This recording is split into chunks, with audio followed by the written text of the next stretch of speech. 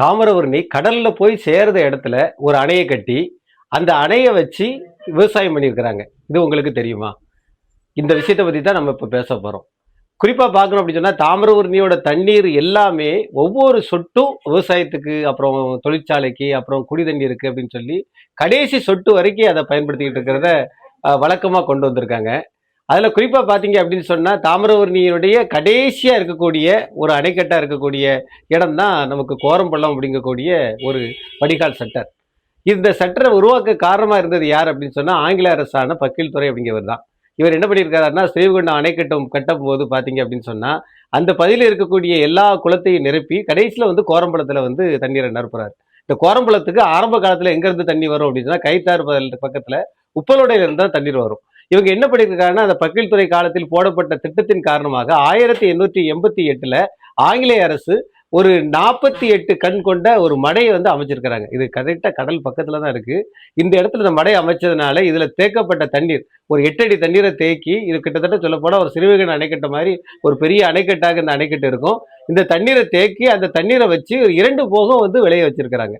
காலங்கள் கடக்க கடக்க பாத்தீங்கன்னா 1967 அந்த 48 மடையை வந்து 24 மடையா மாத்திட்டாங்க.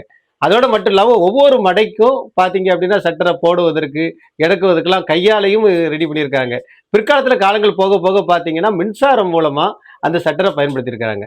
இந்த பகுதியெல்லாம் உங்களுக்கு எத்தனை பேருக்கு தெரியும் அப்படின்னு தெரியல.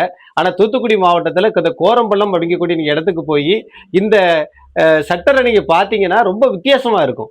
இதனால பாத்தீங்க அப்படின்னா கடைசி நேரத்துல இனி கடலுக்கு போயிரும், வீணா போயிரும் அப்படிங்கக்கூடிய தண்ணீரை தேக்கி வைப்பாங்க. இப்ப இந்த கோரம்பலத்துல இருந்து தண்ணீரை தேக்கி வச்சோம்னா ஆர்வங்குளம் வரைக்கும் இருக்கக்கூடிய குளமும் நல்லா தேக்கி அந்த பகுதியில் வந்து 2 போகம் விளைவதற்கு ஒரு காரணமா இருந்துரும். ஆனா பிற்காலத்துல பாத்தீங்கன்னா கோரம்பலம் வந்து தோர்ந்து போய்விட்டது.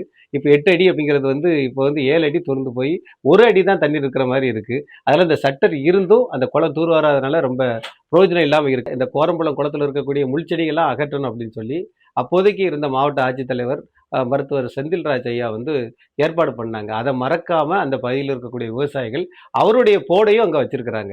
அதே மாதிரி வருடந்தோறும் வரக்கூடிய கலெக்டர் எல்லாம் கோரம்பள்ளத்தை வந்து கொஞ்சம் கவனம் ஈர்த்து அந்த கோரம்பள்ளத்தை வந்து சுத்தப்படுத்தி அதை வந்து இன்னும் ஆழப்படுத்தி வைத்தா ரொம்ப பிரயோஜனமா இருக்கும். அந்த பக்கீல் துறை காலத்துல நம்ம கட்டப்பட்ட அந்த உருவாக்கப்பட்ட அந்த ஆங்கிலேயர் காலத்துல கட்டப்பட்ட அந்த அணைக்கட்டை இன்னும் நம்ம வந்து பேணணும் அப்படின்னு சொன்னா குறிப்பா இந்த கோரம்பள்ளம் குளத்தை வந்து நம்ம தூர்வாரணும். முத்தாலங்குறிச்சி காமராசுவின் நெல்லை வரலாற்று சுவடுகள்.